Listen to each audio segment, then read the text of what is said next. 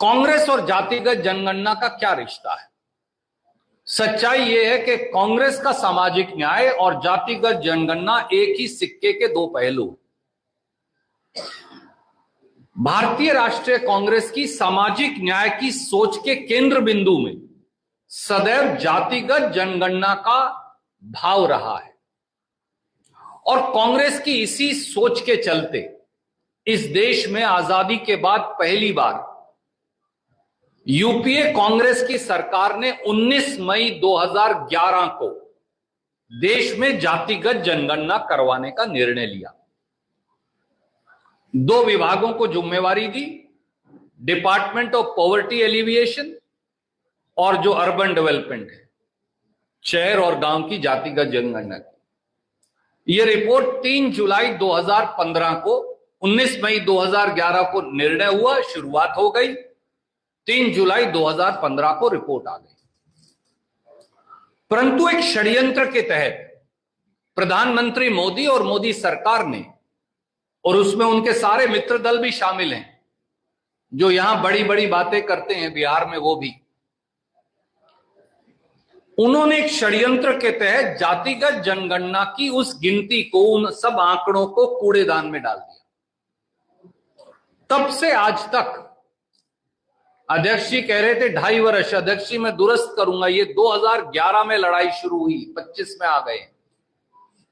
ये लड़ाई 15 साल से चल रही है और 11 साल से श्री राहुल गांधी इसे एक मिशन बनाकर अपने जीवन का इस जातिगत जनगणना की लड़ाई और संघर्ष को लड़ रहे हैं। अब जातिगत जनगणना की विरोधी आरएसएस और भाजपा क्यों है, हम क्यों कहते हैं? क्या ये राजनीति है क्योंकि हम उनके विरोधी हैं, या इसमें कुछ सार्थक बात है, वास्तविकता? क्योंकि आप तो इसका आकलन कर लेंगे, हम तो कुछ भी कहें। भाजपा और आरएसएस दोनों पहले दिन से जातिगत जनगणना के विरोधी हैं। क्यों? क्योंकि उनके डीएनए में दलित विरोध, आदिवासी विरोध, पिछड़ा विरोध, शोषित और गरीब विरोध है। इसलिए वो जातिगत जनगणना के विरोधी हैं। उन्होंने 2011 की जातिगत जनगणना की रिपोर्ट को खारिज कर कूड़ेदान में डाल ये साबित कर दिखाया। उन्होंने सार्वजनिक तौर से जातिगत जनगणना का विरोध किया। उन्होंने अदालत में जातिगत जनगणना का विरोध किया और अब जब कुछ नहीं बचा तो लाचार होकर वो गरीबों, दलितों, वंचितों, शोषितों, पिछड़ों, आदिवासियों की ड्योढ़ी पर उनको झुकना पड़ा। ये सच्चाई है। इसका क्या सबूत है? पहला सबूत, आरएसएस का जातिगत जनगणना विरोध। 2 तारीख नोट कर लीजिए, 23 मई 2010 और 6 जून 2010।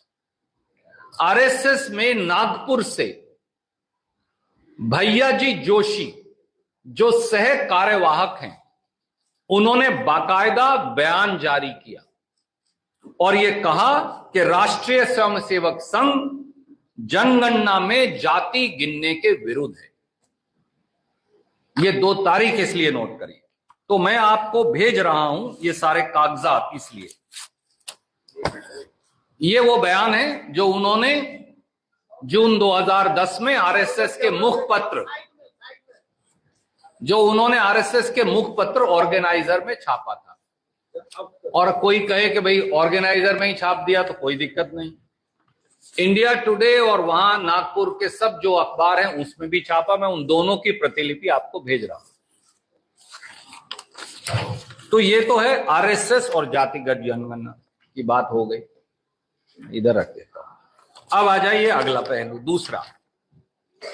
मोदी सरकार ने जातिगत जनगणना को 2011 में जो कांग्रेस ने करवाई उसको खारिज करने का षड्यंत्र किया। वो कैसे? वो रिपोर्ट 16 जुलाई 2015 को मोदी जी के मंत्रिमंडल में रखी गई। ये मैं मोदी जी के मंत्रिमंडल का कागज लाया हूं जो आपको भेज रहा हूं। उनकी बैठक की प्रोसीडिंग्स हैं जो उन्होंने रिलीज की। इसमें उन्होंने कहा कि जातिगत जनगणना जो कांग्रेस यूपीए ने करवाई थी उसकी रिपोर्ट आ गई है और ये रिपोर्ट मंत्रिमंडल के समक्ष रखी जाती है। अब इसका विश्लेषण करना अनिवार्य है, जातिगत विश्लेषण, कास्ट वाइज विश्लेषण। इसलिए मोदी जी ने कहा कि हमारा मंत्रिमंडल नीति आयोग के वाइस चेयरमैन अरविंद पानीग्रिया, ये लिखा हुआ है यहां, मैं कुछ अपनी तरफ से नहीं कहूंगा, उनकी अध्यक्षता में एक एक्सपर्ट ग्रुप हम बना रहे हैं और वो फिर इस रिपोर्ट को लागू कर देंगे। बहुत अच्छी बात है, हमने कहा तो अच्छा काम कर रहे हैं, इसमें क्या बुराई है। पर यह निर्णय है 16 जुलाई 2015 का। उसके बाद हम पूछते रहे भैया क्या हुआ, वो एक्सपर्ट ग्रुप कहां गया, तो कुछ मालूम नहीं चला।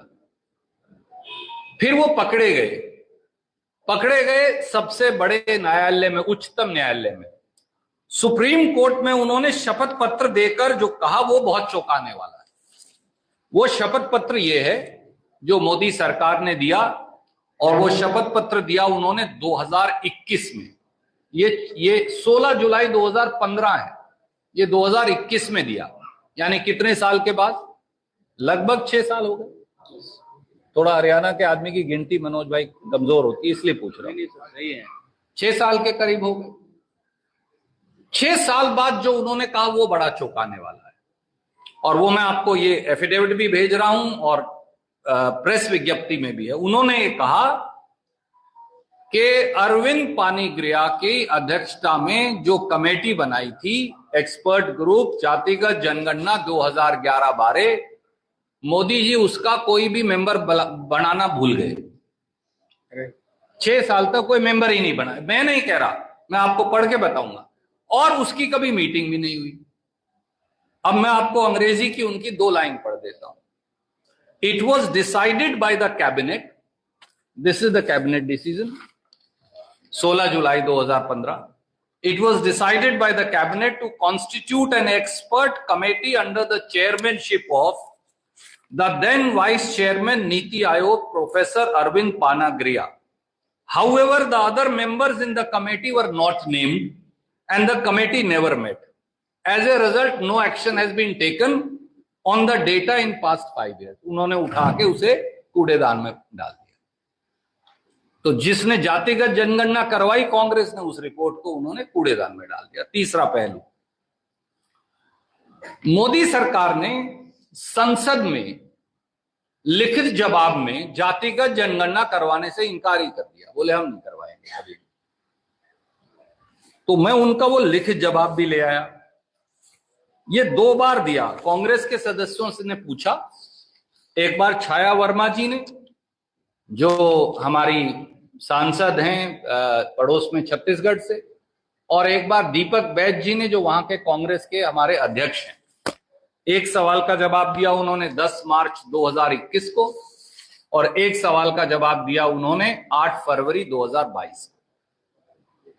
मैं उसकी 2 लाइन पढ़ देता हूं, वो क्या कहते हैं। उन्होंने कहा, Union of India after independence decided as a matter of policy not to enumerate caste wise population, यानी हम नहीं करवाएंगे। यही दोबारा फिर दे दिया। तो ये उन्होंने संसद के पटल पर कहा कि हम नहीं करवाएंगे। चलिए, फिर भी शायद मन बदल जाता। उसके बाद मोदी सरकार सुप्रीम कोर्ट गई। एक्चुअली सुप्रीम कोर्ट गई महाराष्ट्र की सरकार। महाराष्ट्र में जब सांझी सरकार थी, शिवसेना के मुख्यमंत्री थे उद्धव ठाकरे साहब, तो हम वहां गए और कहा कि हम पिछड़ों की आबादी के आधार पर महाराष्ट्र में आरक्षण देना चाहते हैं पंचायती राज संस्थाओं में। उसके लिए जाति का डेटा चाहिए।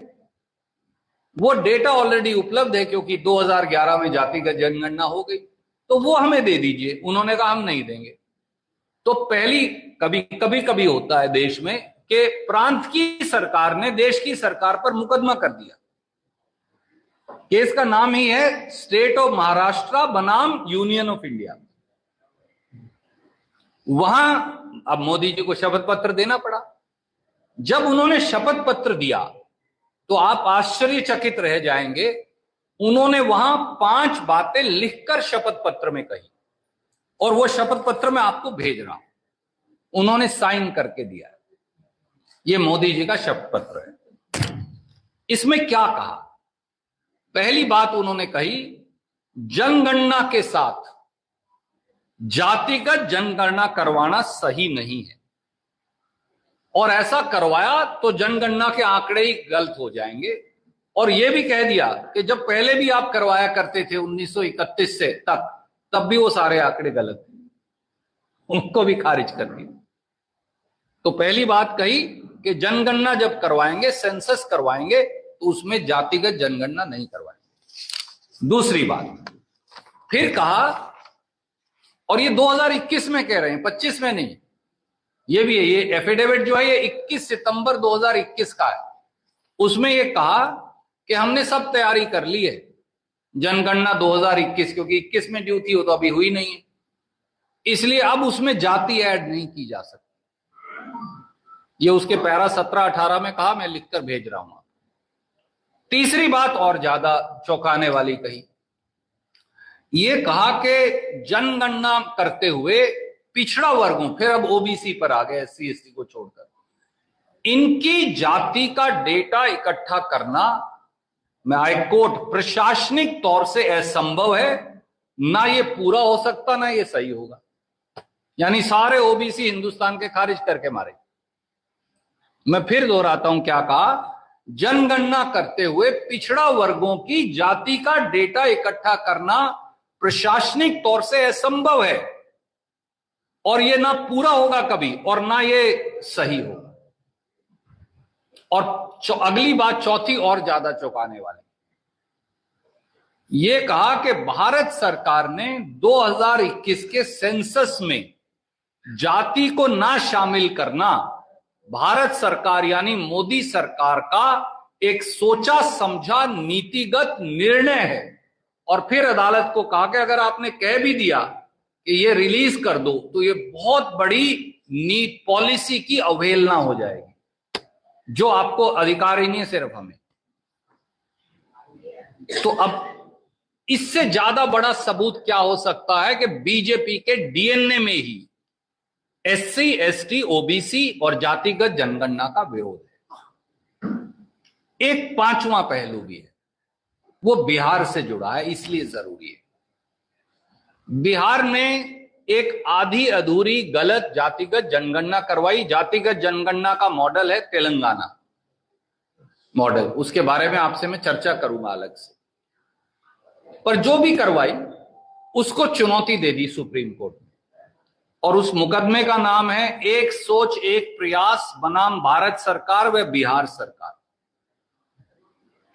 वहां भारत सरकार को भी शपथ पत्र देना पड़ा। अब जो मोदी जी ने शपथ पत्र दिया, वो दिया 28 अगस्त 2023 को।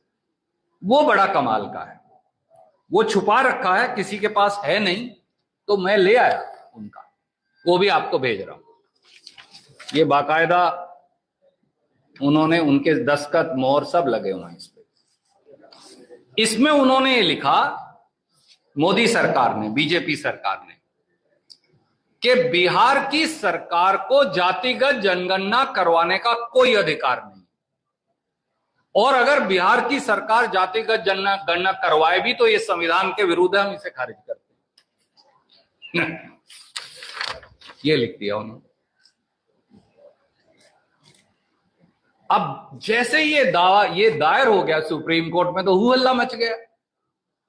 जैसे ही हु हल्ला मचा, तो 10 घंटे के बाद फिर उन्होंने ये वापस ले लिया, फिर ये दायर कर दिया। मैं ये भी ले आया, इस पे भी उनके दस्तखत हैं, ये भी आपको भेज रहा हूं, अभी मेरे दोस्त भेज देंगे, अभय दुबे। इसमें से पैरा 5 काट दिया उन्होंने। ये देखिए, एक ही दिन के 2 एफिडेविट है भारत सरकार के। बड़ी अजीब बात है, एक में 4 पैरा है, एक में 5, एक ही दिन के 8-7 घंटे का फर्क है बस। वो बताते नहीं कभी भी मोदी जी ये बात किसी को। अब उनके दोनों हैं, ये आपके सामने, आपको अभी भेज देंगे, जरूर पूछ लीजिएगा, नीतीश बाबू से भी जरूर पूछिएगा, क्योंकि कागज के बगैर कुछ कहना उचित नहीं। इसमें फिर लिख दिया, नए वाले में भी, कि भाई सेंसस करवाने का अधिकार केवल भारत सरकार का है, प्रांत का फिर नहीं। सिर्फ बिहार बिहार शब्द काट दिया, बाकी फिर भी लिखा रह गया। तो आप मुझे बताइए, एक ऐसा राजनीतिक दल जिसका डीएनए, कण कण, सोच, दिशा, चिंतन, विचार, दृष्टि, शपथ पत्र, सब कुछ एससी, एसटी, ओबीसी और जातिगत जनगणना विरोधी है, वो आज जो हैं, वो कहते हैं ना, भेड़िया, हमारे यहां कहा करते हैं कि भेड़िए ने बकरी की खाल ओढ़ ली। वो भेड़िया बकरी की खाल ओढ़कर लोगों को भ्रमित करने की कोशिश कर रहा है। एक कहावत है, मैं किसी को भेड़िया नहीं कह रहा, फिर आप कह देंगे पत्रकार मित्र कई बार, पर ये कहावत है हमारे यहां गांव की। एक पहलू और देख लीजिए, ये वही नरेंद्र मोदी जी तो हैं जो जातिगत जनगणना मांगने वालों को अर्बन नक्सल कहा करते थे, देश तोड़ने वाला कहा करते थे। ये वही तो हैं जिन्होंने बटेंगे तो कटेंगे का नारा दिया था राहुल गांधी जी की जातिगत जनगणना के विरोध में। पर सच्चाई ये है कि ये दलितों की, आदिवासियों की और खास तौर से इस देश के पिछड़ों की, बिहार प्रांत सहित हमारे गरीबों की ताकत है संयुक्त, जिसकी वजह से मोदी सरकार को और राहुल गांधी जी का संघर्ष है लंबा, तटस्थ होकर जो उन्होंने संघर्ष किया कि उन्हें झुकना पड़ा। तो हमारा अब केवल आपसे यह कहना है साथियों कि श्री मल्लिकार्जुन खड़गे, श्री राहुल गांधी जी और कांग्रेस पार्टी ने 2019 लोकसभा, 2024 लोकसभा दोनों चुनावी घोषणा पत्रों में यह मांग प्रमुखता से रखी। पिछले एक दशक से राहुल जी ने ये मांग उठाई, और वो भारत जोड़ो यात्रा हो या भारत जोड़ो न्याय यात्रा हो जो हमारे प्रांत से भी निकली, उसमें सबसे जो प्रमुख नारा था वो था गिनती करो, हक दो, हिस्सेदार बनाओ।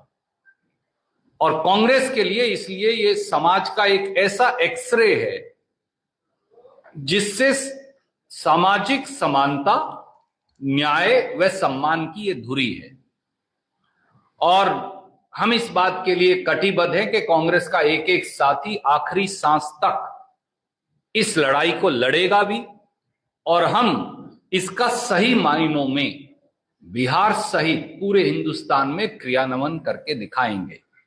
कोई भी प्रश्न आप पूछना चाहें तो आपका एक एक करके स्वागत।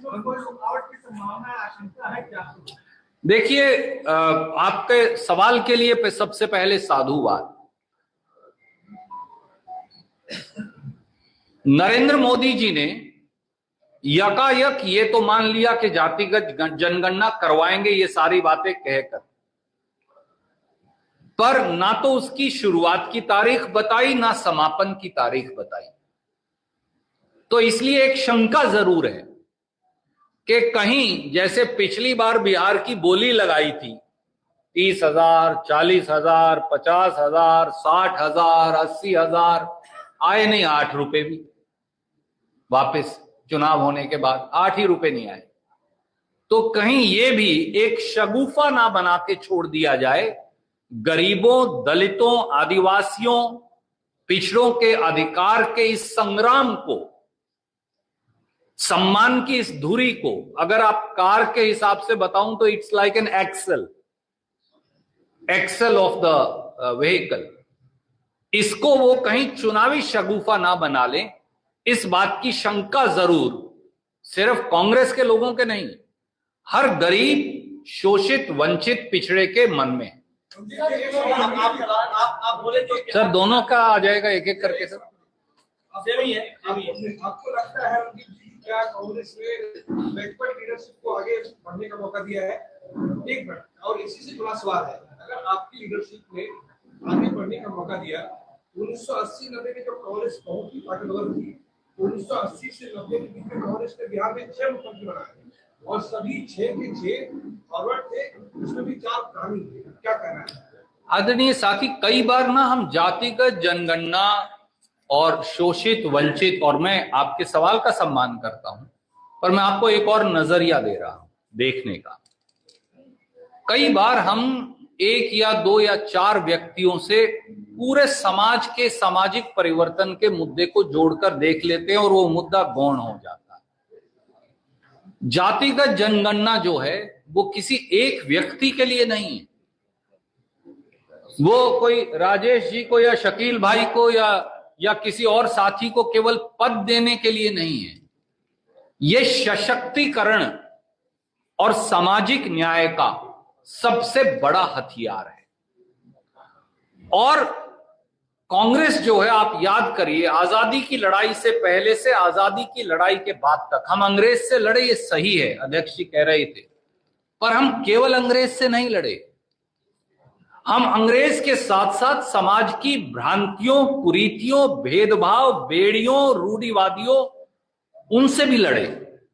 और हर बार हमने सामाजिक परिवर्तन के हम सूत्रधार बने। और मैं आपको अगर इतिहास बताने लगूंगा तो समय लग जाएगा, और क्योंकि आपने एक विशेष सवाल पूछा तो 80 और 90 के दशक का, और आप और मैं तो बहुत उस समय छोटे रहे होंगे, पर आप ये भूल जाते हैं, आपने एक बिहार का तो प्रश्न उठा लिया, पर आप ये भूल गए कि हिंदुस्तान के कितने ऐसे और प्रांत थे। कर्नाटक से शुरू करिए और राजस्थान, गुजरात तक चले जाइए, जहां जो सबसे बड़ी जातियां उन्हें मुख्यमंत्री नहीं बनाया। जो सबसे छोटी संख्या में जाति थी, दर्जे में कोई जाति छोटी नहीं होती, संख्या में जो सबसे छोटी जाति थी, उनके लोगों को अगर मुख्यमंत्री बनने का, देवराज अरस जी से शुरू कर लीजिए एक तरफ, और आप राजस्थान तक चले जाइए और गुजरात तक, ऐसे उत्तर प्रदेश तक आ जाइए, बहुत सारे साथियों को मौका मिला, पर वो नाकाफी है। मैं आपसे सहमत हूं, वो नाकाफी है। क्योंकि एक व्यक्ति को, आप पिछड़ा वर्ग से एक व्यक्ति उठाइए, उसे कुछ बना दीजिए, बाकी सारे समाज को खारिज कर दीजिए। दलित से एक व्यक्ति उठाइए, उसे कुछ बना दीजिए, बाकी सारा समाज वहीं रह गया, कोई फायदा नहीं। जातिगत जनगणना एक्सरे है। अगला कदम, जितनी आबादी उतना हक के आधार पर उनको सामाजिक न्याय, संसाधनों और सरकार में उनको भी न्याय देना, हिस्सेदारी देने की कवायद है। Sir, after him I will come back to you. उस वक्त लेकिन सरकार में तो आप ही थे ना, सरकार में तो आप कैसे कह रहे हैं जो गलती हुई है, डाटा गलत है, आधी अधूरी है। मैंने इसीलिए मैंने आपसे बिहार और तेलंगाना और कर्नाटक की जनगणना की व्यापक चर्चा यहां नहीं की। उसका कारण मैं आपको बताता हूं क्यों नहीं की, बहुत सोच समझ के नहीं की। कम से कम जातिगत जनगणना तो हुई। हो सकता आपको उस पर विश्वास हो सकता मुझे ना हो सकता आपको लगता वो विश्वसनीय है, हो सकता किसी गरीब को लगता वो विश्वसनीय नहीं। ऐसी अनेकों शिकायतें आई, कोई बात नहीं। मैं ये कह रहा हूं, अब तो पूरे देश में जातिगत जनगणना होगी, और कांग्रेस ने ये करवा रखी है 2011 में, बिहार से बहुत पहले करवा दी थी। अब वो पोस्टर लगाते जो घूम रहे, उन भैयाओं को बताइए कि भैया हमने तो 19 मई 2011 को करवा दी थी और वो रिपोर्ट बीजेपी नहीं रिलीज कर रही। मेरा ये कहना है, तू मैं के विवाद में कई बार जिन वर्गों के लिए हम, राहुल गांधी जी, खड़गे साहब, कांग्रेस पार्टी काम करना चाहती है, राजेश राम, शकील अहमद, झा साहब, हम सब, कहीं वो विषय ना रह जाए। और वो विषय है, कौन मन से, वचन से, कर्म से शोषितों, वंचितों, दलितों, आदिवासियों और पिछड़ों को अधिकार देने का पक्षधर है, कौन इसे चुनावी शगुफे के तौर पर इस्तेमाल कर शायद फिर इसे कूड़ेदान में डाल देने वाला है। मेरा काम है सजग पत्रकारों के सामने, जो हमारी अदालत है राजनीतिक लोगों की, इस पक्ष को सिर्फ रखना। वो मैंने रखा है और कागजों सहित रखा है इसे। हाँ सर, इनके बाद मैं आपके पास आ जाता हूँ। तो आप लोग उसके सपोर्ट में हैं। आजादी के बाद से आप इतना समय क्यों लगा दिए? जब एक्सरे कह रहे हैं आप कि समाज का एक्सरे है, तो आपने एक्सरे को कितना डेट क्यों लगाया? 2011 को लगा दिया, डेट लगा दिया। आदरणीय साथी, हम पीछे मुड़ के देख सकते हैं। हम ये भी कह सकते हैं कि आप घर में भी जाएंगे तो आप कह सकते हैं कि मुझे अमुक चीज 6 महीने पहले खरीद लेनी चाहिए थी, या अमुक मुरम्मत घर में ये कर लेनी चाहिए थी। 5000 साल की विषमता इस देश में है, ये बात सब मानते हैं। अब आप पूछ सकते हैं कि 5000 साल पहले तुमने ये बात क्यों नहीं उठाई? तुम्हारे पूर्वज तो रहे होंगे, बात सही है आपकी, मैं आपकी बात फिर भी बड़ी करूंगा। या आपने 1947 में, आप याद करिए, जब ये देश आजाद हुआ तो इस देश में एक इंसान दूसरे इंसान को छूता नहीं था। राजेश राम, रणदीप सिंह सुरजेवाला, शकील अहमद शायद झा साहब के साथ इकट्ठे नहीं बैठ सकते थे। ये वो देश था 5000 साल से। एक कुएं से पानी नहीं पी सकते थे। एक थाली में बैठकर जैसे आज हम खाना खा सकते हैं, नहीं खाना खा सकते थे। मंच पर बैठना तो असंभव था। कांग्रेस ने उसे तोड़ा और सामाजिक बदलाव ऐसे किया कि समाज में भी अव्यवस्था ना हो और क्रांति भी आ जाए। यही सबसे बड़ी बुद्धिमता है, गौतम बुद्ध जी ने भी कहा है। तो इसलिए सामाजिक न्याय और बदलाव का समय समय पर फेज और पीरियड आता है, और कांग्रेस उसके मुताबिक चल रही है। हो सकता है आपको ये लगे नहीं ये 70 के दशक में कर जाना चाहिए था, तो मैं कहूंगा शायद आप ठीक हैं, और शायद हम 10 साल बाद किए या 15 साल बाद किए, पर मैं ये कह रहा हूं हम कर रहे हैं, हमने किया है। और दूसरी तरफ वो लोग हैं जो राजनीतिक बेईमानी से ग्रस्त हैं।